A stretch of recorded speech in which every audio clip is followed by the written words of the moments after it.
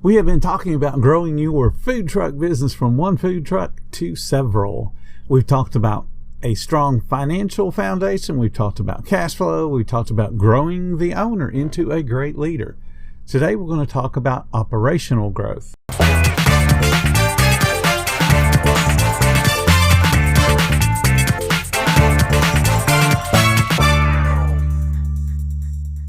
Hi, and welcome to the 10-Minute Food Truck Training Podcast. My name is Bill Moore, founder of foodtrucktraining.group.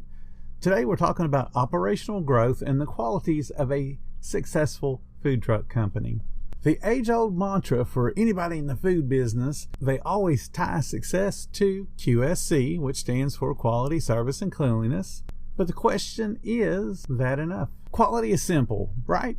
I mean, all you got to do is buy quality ingredients, prep, cook, and hold them properly, and then that means you're serving quality food. Well, not exactly. If you plan on going to a second and then maybe even a third or fourth or fifth truck, you need specific details to explain quality to your staff. Remember, you're not going to be able to be on more than one truck at a time. So you need standards that your staff knows and that your staff will live when it comes to quality. And then I bet you're thinking when it comes to service, you're going, that's easy too. All you got to teach them is to say, may I take your order, please? And then thank you, have a nice day. But you also got to be able to explain to them what fast service is. You got to remember that a food truck implies convenience. And then hopefully the food truck also implies delicious. So we have delicious covered when we're talking about quality and talking about recipes. But we got to talk about the fast part, the convenient part, the courtesy part. So let's talk fast. Do you have realistic measurements of your speed?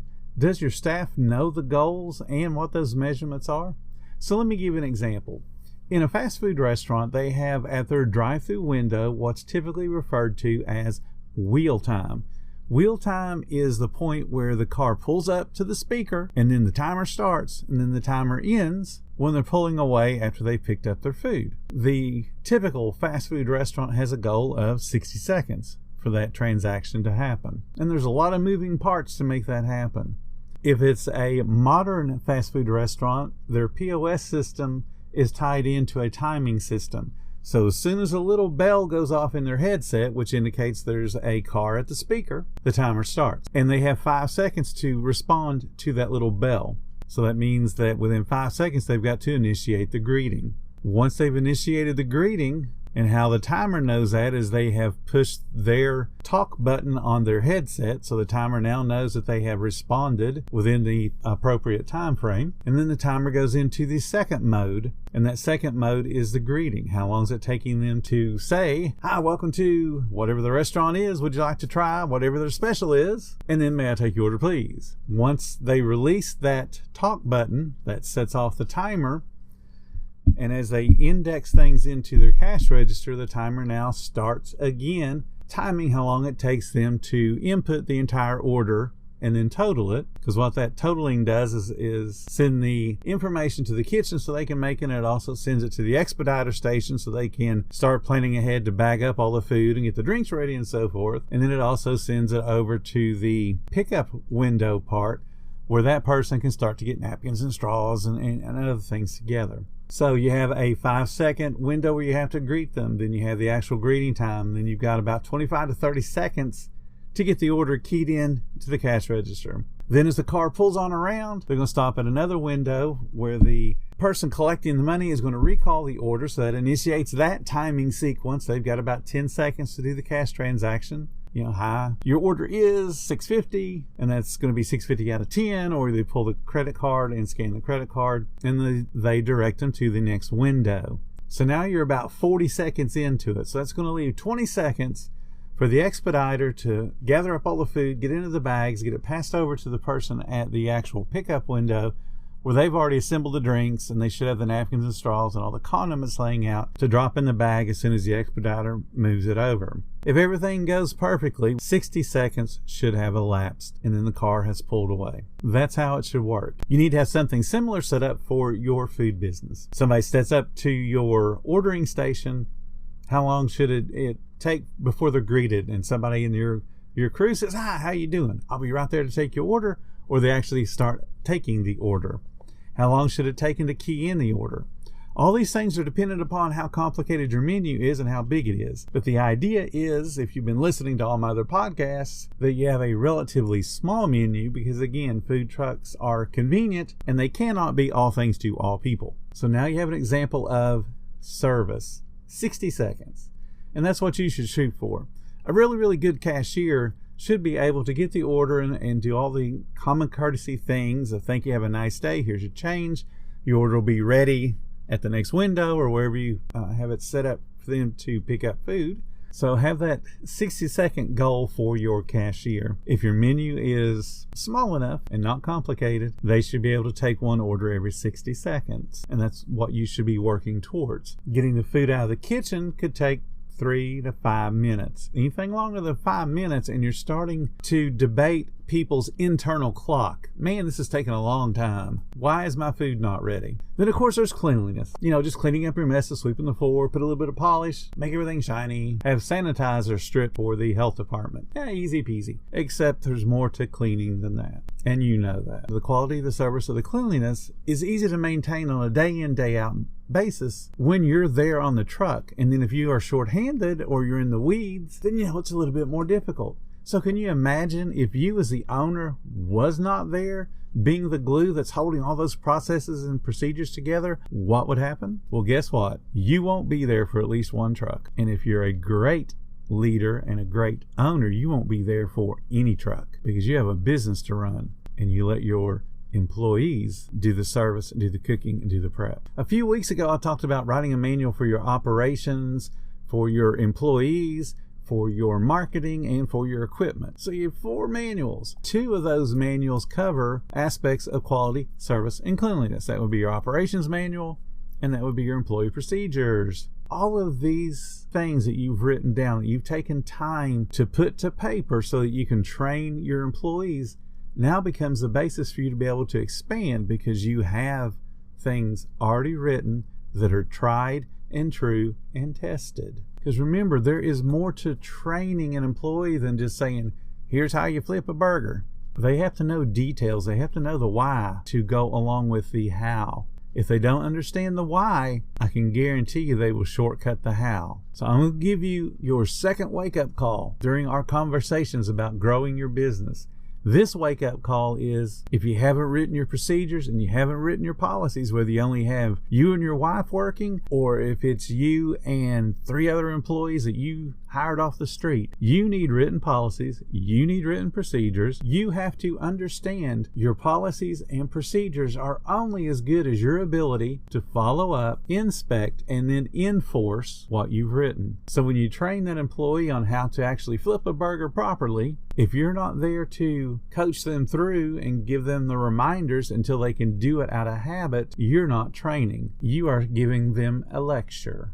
A 700-page manual is useless if the contents are not trained, then inspected, and then you work to improve the procedures that are being followed. So what we're talking about here is you train your people, then you inspect your people to make sure they're doing what you have trained them to do.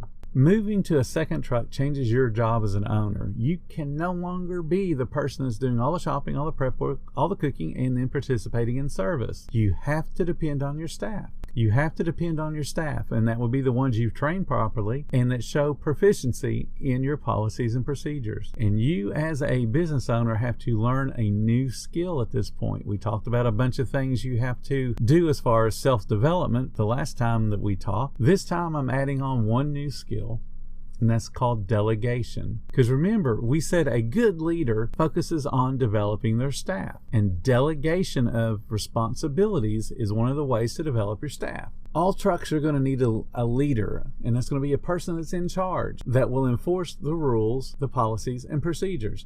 That person is responsible for the truck sales, the profits, the guest complaints, all the operations. You as the owner took on that responsibility, but when you add on a second or a third truck, someone has to be in charge. I don't care what you call them. You can just call them a truck leader, you can call them a chef, you can call them the manager, you can call them whatever you want. The idea is that whoever is working with them looks to them to lead them through the day's tasks. All the cooking, all the prepping, all the cleaning, all the service, and they're the ones that make the decisions to help the team that's on the truck get better and faster. And you as the owner have to hold them accountable for the results that they give you.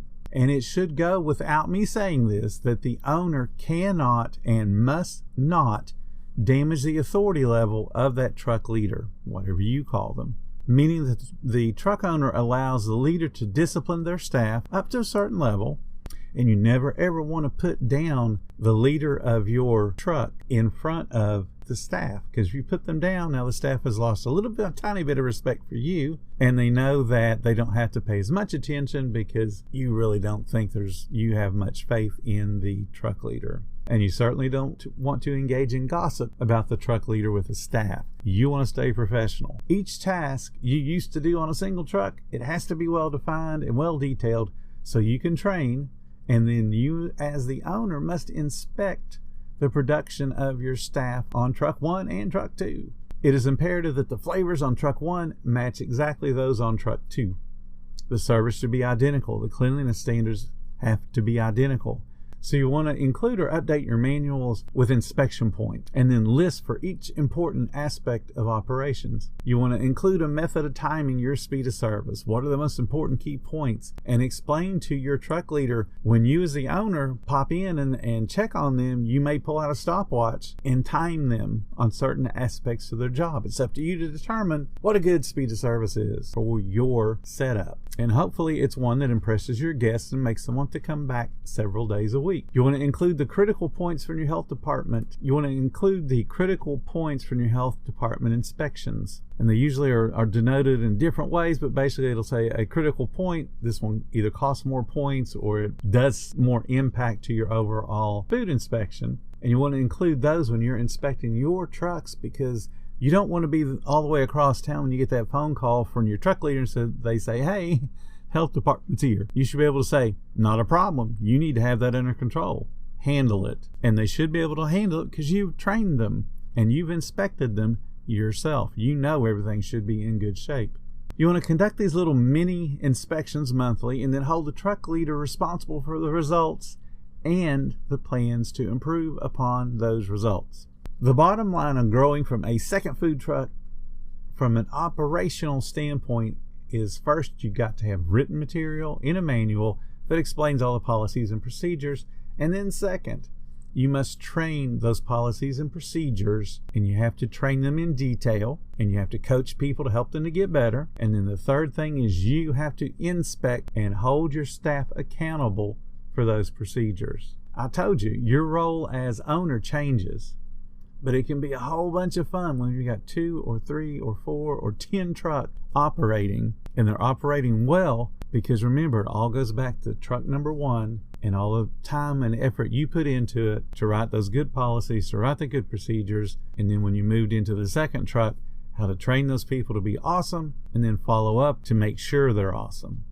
If you guys like the podcast, please hit that support button and help in any way you possibly can. It means the world to me.